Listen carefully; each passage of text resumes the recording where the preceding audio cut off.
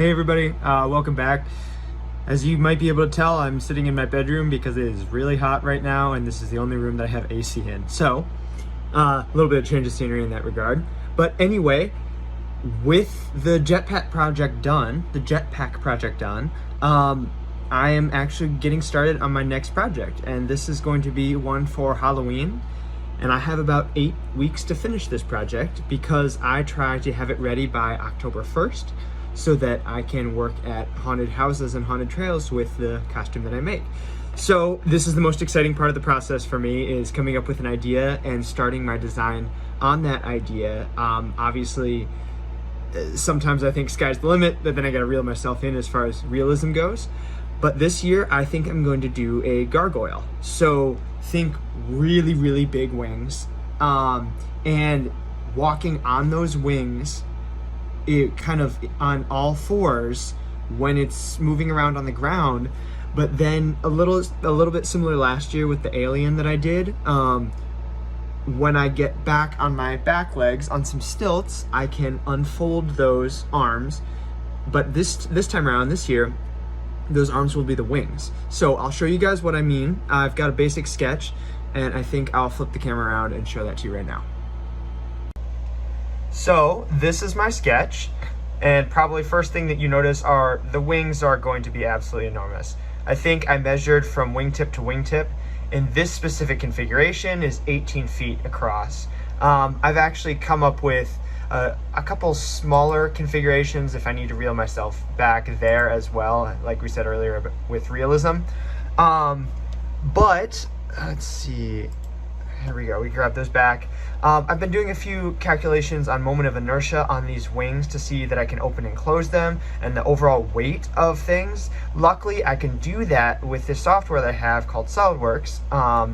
But I've got in here the running stilts that I like to use for these costumes. They help me to run fast. I've got these crutches that I use for the wings, and you actually see the crutches again up here. They won't be doubled like that in the actual costume itself. I'm just trying to represent both the kind of all fours position down here, where I'd actually be walking on them down with these pads at the end, and also the on two legs, wings out position up here. This model I generated from my own height and weight, and just kind of putting everything together in a sort of rough draft pattern here, just so I can see what things are starting to look like.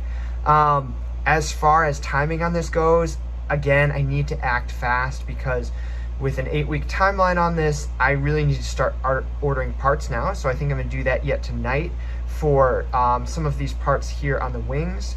This I'm gonna try and recycle from last year. This is a crutch that I used for the alien parasite last year, and it's similar with the unfolding mechanism out here. I'm actually trying to recycle a couple of these parts in here too, but one of the big differences so far is this here, which I would call a cam. And the purpose of this is that I'm going to have a strap that wraps around this cam here, and I will be pulling on that strap to actually unwind these. So they'll start locked up here in a closed position, and then they'll unwind out to here when I pull on that strap. I will try to show you guys that strap pulling mechanism as it gets a little bit further, but as of now, it'd be pretty hard to describe on camera. Let's see if we can fold these up. That's what they look like folded up. So as they unfurl, those wings will come out and you'll be able to see it. But that's about all I've got for this week. Again, real basic design, basic idea of what it's gonna look like, but a lot of work to do yet. So I think I'm gonna get back to that, and I will see you guys next week.